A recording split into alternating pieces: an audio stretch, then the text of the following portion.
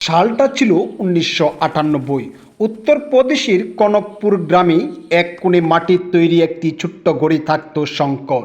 ঘরটা ছিল কাঁচা, ছাদে খপরেল, বাড়ির বাইরে একটা চুলা, সেখানেই শঙ্করের বুড়িমা কাঠ জ্বালিয়ে রুটি সেঁকতেন। প্রতিদিন ভোর 5টা থেকেই তার কাজ শুরু। আলু সেদ্ধ করা, মশলা বাটা আর চুলায় তেল চাপানো। কখনো তার দৈনিক রোজগার হতো 120 টাকা, কখনো 90 টাকা, আর শুধু মায়ের ওষুধের মাসে লাগত 900 টাকা। তবু শঙ্কর কোনোদিন অভিযোগ করতো না। এক সন্ধ্যায় জমজম করে বৃষ্টি নামলো। শঙ্কর ঠেলা ঠিক তখনই একটা ছোট্ট ছেলে ভিজে কাঁপতে কাঁপতে এসে জিজ্ঞেস করলো, ভাইয়া সমস্যা কত? 10 টাকা ভাই। তার কাছে ছিল মাত্র 25 পয়সা। শঙ্কর কিছু না বলে 2টা গরম সমস্যা কাগজে মুড়ে তার হাতে দিল।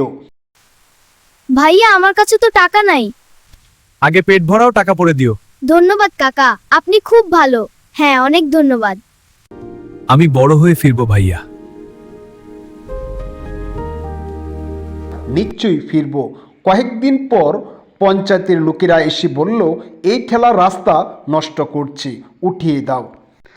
ঠেলাটা তুলে ছুঁড়ে ফেলা হলো। শঙ্কর চুপ করে বসে রইল। তার মা মাথায় হাত রেখে বললেন, বেটা, তোর লড়াই তলোয়ার দিয়ে না, ইমান দিয়ে। ইমান কখনো নিচে নামতে দিস না। কয়েক বছর পর গ্রামের স্কুলে বিদায় অনুষ্ঠান। শঙ্করকে ডাকা হলো সমস্যা দিতে। সে তার পুরনো গাড়ি পাতিলে গরম সমস্যা নিয়ে গেল। প্রিন্সিপাল এক কামড় দিতেই চোখ চকচক করে উঠল। বললেন, এমন স্বাদ তো শহরেও পাই না। অনুষ্ঠান শেষ। ঠিক তখনই এক যুবক সামনে এগিয়ে এলো। তার পাশে দাঁড়িয়ে আছে সেই বৃষ্টির দিনে ছোট্ট ছেলেটা। এখন সে পূর্ণবয়স্ক। সে বলল, ভাইয়া, চিনতে পারছেন? আমি সেই ছেলে যাকে আপনি বিনা পয়সায় সমস্যা খাইয়েছিলেন। এটা আমার প্রথম মাসের বেতন, 18,000 টাকা। এতে মায়ের ঔষধ, নতুন ঠেলা সব হয়ে যাবে। শঙ্করের হাত কাঁপতে লাগলো। সে বলল, না বেটা, আমি তোমাকে দয়া দেখিয়েছিলাম, সওদা করিনি। আমাকে টাকা দিও না, শুধু একটা কথা দাও, তুমি কোনোদিন কোনো ক্ষুধার্তকে ফেরাবে না। ছেলেটা কাঁদতে কাঁদতে বলল, ভাইয়া, আপনি আমাকে সমস্যা দেননি, মানবিকতা দিয়েছিলেন।